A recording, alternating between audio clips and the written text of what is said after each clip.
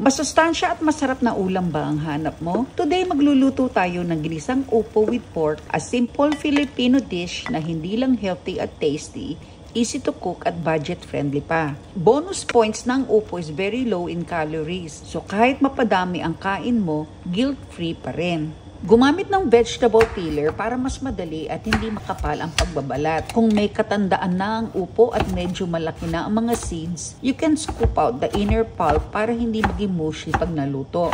Slice ang upo into small uniform pieces for quick and even cooking. In a wide pan, lutuin ang pork belly until it starts to brown and render fat. Ilagay ang onions and saute until softened.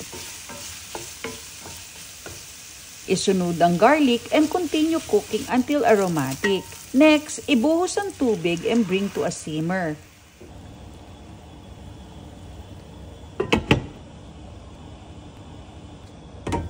Add Maggi oyster sauce for a touch of tamis linamnam.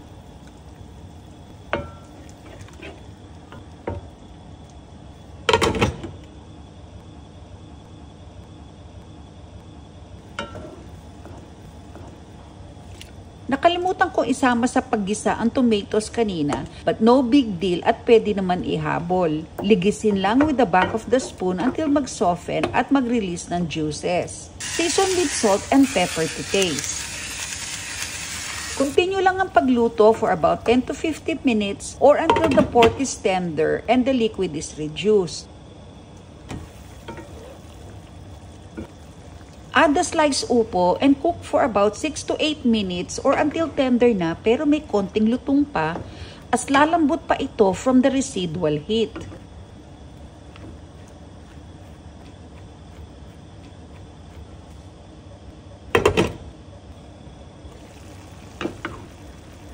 This ginisang upo with pork is simple, affordable, and full of flavor. Perfect with steamed rice and your favorite fried fish.